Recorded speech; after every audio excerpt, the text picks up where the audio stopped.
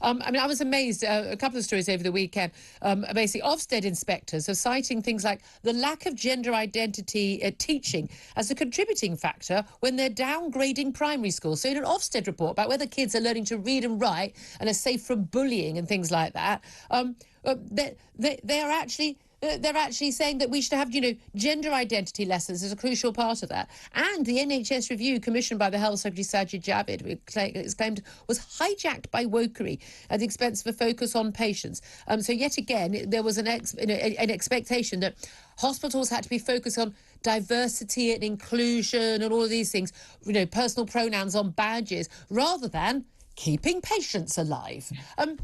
This stuff, people think it's stuff that's happening on the side and doesn't matter, but it actually has an impact on the services that we pay for and rely on.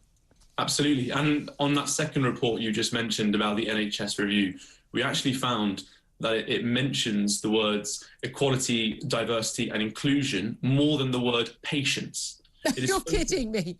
No, absolutely not. And the Tories, despite having all the power they could possibly want with a massive majority, are still at the mercy of lefty campaigners inside government and Whitehall who push all this stuff through. And that's the bit I think a lot of us don't get, is we thought, when they were elected in 2019, that Boris Johnson was very sort of wokery, and he'd written all these articles in the Daily Telegraph, and we thought we knew where he stood on things like that.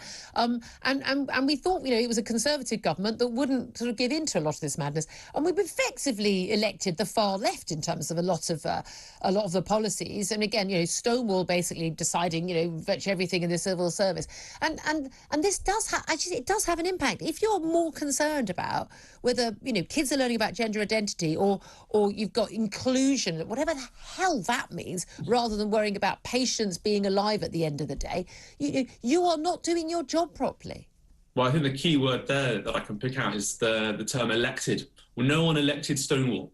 Nobody elected these charities and the members of the civil service who pushed this stuff through.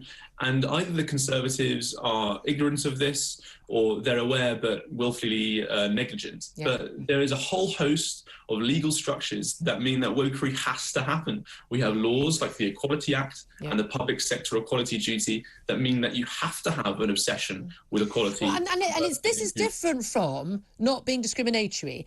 No one who's a good person, who's a right-thinking person, would want there to be discrimination against people who are black, brown, gay, disabled, trans, I'm trying to think of all the other options, I don't know. But people being different in any way, or being in a minority group, or by the way, or also, being a white straight man, which apparently is now virtually illegal, that we don't want anyone to be discriminated against. I want people to be hired. I want people to do their job and treat people, whether they're pupils or patients or customers, as equally and fairly. And I think that's what all of us want, apart from a very small band of activists who seem to think that we need to be doing something more. And that, say, for instance, we have to have completely representative numbers of every single person and every group in the country. We have to treat everybody specifically because of their colour or their sexuality. The colour of someone's skin who I work with or I deal with at work or their sexuality, I can't even tell you how much it does not register as interesting or important to me. No, absolutely. And you're right to note that so many people obviously have a very liberal and tolerant perspective about their colleagues, or they just don't care at all in the slightest. It's irrelevant.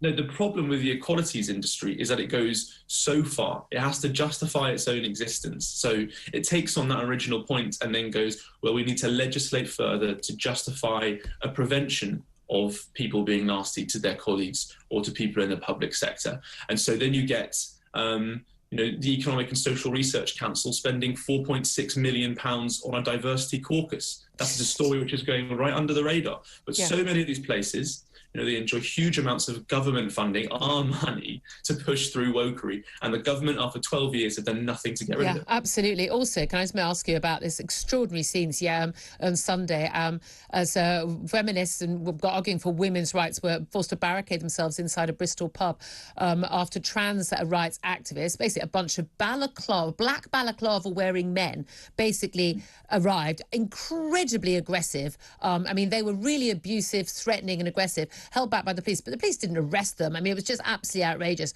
They were accusing them of transphobia when all they were saying was stop erasing women.